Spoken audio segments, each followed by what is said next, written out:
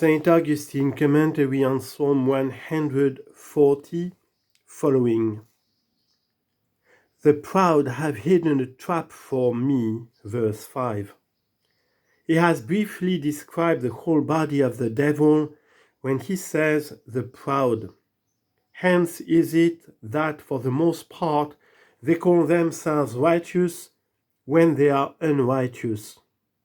Hence is it that nothing is so grievous to them as to confess their sins.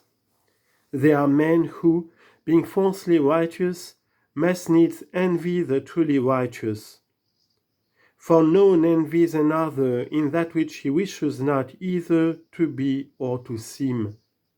Hence come all allurings and trippings up of others. This the devil first wished, when falling himself he envied man who stood. But those proud ones have hidden a trap for me. They have sought to trip up my steps. And what have they done? And have stretched out cords as traps. What cords? The word is well known in Holy Scripture, and elsewhere we find what cords signify. For each one is holden with the cords of his sins, says Scripture, Proverbs 5:22. And Isaiah says openly, woe to them that draw sin like a long rope, Isaiah 5:18. And why is it called a cord? Because every sinner who perseveres in his sins adds sin to sin, and when he ought by accusing his sins to amend, by defending he doubles what by confession he might have removed, and often seeks to fortify himself by other sins on account of the sins he has already committed.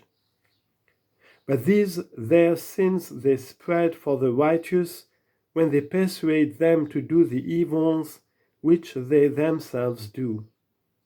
Therefore he said, they spread cords and traps, that is, by their sins they desired to overthrow me.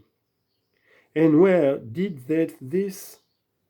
Beside the path have they laid a stumbling block for me. Not in the path, but beside the path. Your path are the commandments of God. They have laid stumbling blocks beside the path. Do not you withdraw out of the path, and you will not rush upon stumbling blocks. Yet will I not that you should say, God should prevent them from laying stumbling blocks beside my path, and then they would not lay them. Nay, rather, God permitted them to lay stumbling blocks beside your path, that you should not leave the path. And what remains? What remedy amid such ills, in such temptations, such dangers? I said unto the Lord, you are my God. Verse 6. Loud is the voice of prayer, it excites confidence. Is he not the God of the others? Of whom is not he God, who is the true God? Yet is he specially theirs who enjoy him, who serve him, who willingly submit to him. For the wicked too, thou unwillingly are subject to him. Hear with your ears the voice of my prayer. He did not say, hear with your ears my prayer, but as though expressing more plainly the affection of his heart, the voice of my prayer, the life of my prayer, the soul of my prayer, not that which sounds in my words, but that which gives life to my words. Words belong to those that have souls to the living. But how many pray to God, yet have neither perception of God, nor right thoughts concerning God? These may have the sound of prayer, the voice they can't, for there is no life in them. This was the voice of the prayer of one who was alive, for as much as he understood that God was his God, saw by whom he was freed, perceived from whom he was freed. Commanding this to the ears of God, let him say, Lord, Lord. You, Lord, Lord, that is most truly Lord, not like unto the Lord's men, not like the lords who buy with money bags, but the Lord who buys with his blood. Lord, Lord, you strength of my health. Verse 7. That is who gives strength to my health. What is the meaning of strength of my health? He complained of the stumbling blocks and snares of sinners, of wicked men, vessels of the devil that barked around him, and laid snares around him, of the proud that envy the righteous. But he forthwith added a comfort, he that shall endure unto the end, the same shall be saved. This he observed and feared, and distressed at the abundance of iniquities, turned himself to hope. Verily I shall be saved if I endure unto the end. But endurance, so as to win salvation, pertains unto strength. You are the strength of my salvation. You make me to endure, that I may attain salvation.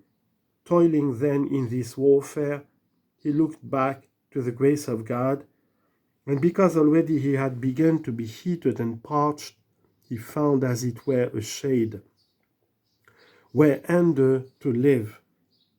You have overshadowed my head in the day of battle, that is, in the heat, lest I be heated, lest I be parched. Deliver me not over, O Lord, by my own longing to the sinner. Verse 8. Behold, to what end your overshadowing shall avail for me, that I suffer not heat from myself. And what could that sinner do to me, rage as he would? For wicked men raged against the martyrs, dragged them away, bound them with chains, shut them up in prisons, slew them with the sword, exposed them to wild beasts, consumed them with fire. All this they did, yet did not God deliver them over to the sinners, because they were not delivered over by their own longing.